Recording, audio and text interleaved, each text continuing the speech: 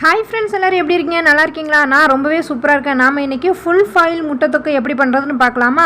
அதுக்கு ஃபஸ்ட்டு அடுப்பை பற்ற வச்சுட்டு சட்டியை வச்சுட்டு கொஞ்சோண்டு எண்ணெய் ஊற்றிக்கலாம். அப்புறம் எத்தனை ஃபுல் ஃபாயில் போட்டு நம்ம முட்டை தொக்கு பண்ண போகிறோமோ அத்தனை முட்டையும் தனித்தனியாக உடச்சி ஊற்றி நம்ம எப்போதும் ஃபுல் ஃபாயில் எப்படி பண்ணுறோமோ அதேமாதிரி பண்ணிக்கலாம்.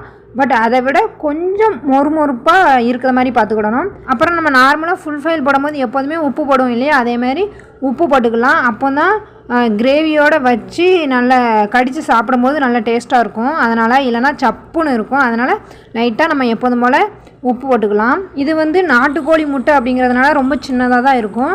நான் இன்றைக்கி 3 முட்டையை வச்சு இந்த முட்டை தொக்கு பண்ண போகிறேன். அதனால் 3 முட்டையும் தனித்தனியாக உடச்சி ஊற்றி ஃபுல் ஃபாயில் பண்ணி எடுத்துக்கிட்டேன். அதுக்கப்புறம் அதே சட்டியில் எண்ணெயை ஊற்றி கடுகு கருவேப்பிலை எல்லாம் போட்டு பொரிய விட்டுக்கலாம். அதுக்கப்புறம் ஒரு மீடியம் சைஸ் வெங்காயத்தை பொடி பொடியாக கட் பண்ணி வச்சுருக்கேன், அதையும் போட்டுக்கிடலாம். அது கூட நறுக்கி வச்சுருக்கிற ஒரு பச்சை மிளகாயும் போட்டு வதக்கி விட்டுக்கலாம். அப்புறம் வெங்காயம் வதங்க கொஞ்சோண்டு கல்லுப்பு போட்டுக்கிட்டேன்.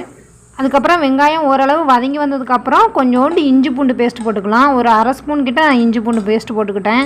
இஞ்சி பூண்டு பேஸ்ட்லாம் போட்டு நல்லா வதக்கி விட்டுட்டு பச்சை வடைலாம் போனதுக்கப்புறம் ஒரு மீடியம் சைஸ் தக்காளி கட் பண்ணி பொடிசாக கட் பண்ணி வச்சுருக்கேன், அதை போட்டுக்கலாம். நல்லா பெரிய தக்காளியாக இருந்தால் ஒரு அரை தக்காளி போட்டாலே போதும். ஏன்னா நிறைய தக்காளி போட்டால் புளிப்பு டேஸ்ட் ஆகிரும். அப்புறம் இது புளி குழம்பாக மாறிடும், முட்டை குழம்பாக வராது. அதனால் ஒரு மீடியம் சைஸாக இருந்தால் ஒரு தக்காளி போட்டுக்கலாம். பெரிய தக்காளியாக இருந்தால் ஒரு அரை தக்காளி போட்டு நல்லா தக்காளி பல்லாரிலாம் வேகத்தை வர நல்லா வதக்கி விட்டுக்கலாம். தக்காளி பல்லாரிலாம் இந்த அளவுக்கு வெந்து வந்ததுக்கப்புறம் நம்ம கொஞ்சோண்டு மஞ்சப்பொடி, கொஞ்சம் மல்லிப்பொடி, கொஞ்சம் ஜீரகப்பொடி, அப்புறம் கொஞ்சம் கறி மசாலா பொடி போட்டு உரப்பு இன்னும் கொஞ்சம் உங்களுக்கு அதிகமாக தேவைப்படுது அப்படின்னா கொஞ்சம் வத்தப்பொடி சேர்த்துக்கிடலாம். ஏன்னா நம்ம பச்சை மிளகா போட்டிருக்கோம், கறி மசாலா பொடி போட்டிருக்கோம். அப்படிங்கும்போது கறி மசாலா பொடியிலையும் கொஞ்சம் உரப்பு இருக்கும். அதனால் டேஸ்ட்டு பார்த்துட்டு உரப்பு தேவைப்பட்டுச்சு அப்படின்னா கொஞ்சம் வத்தப்பொடி சேர்த்துக்கோங்க.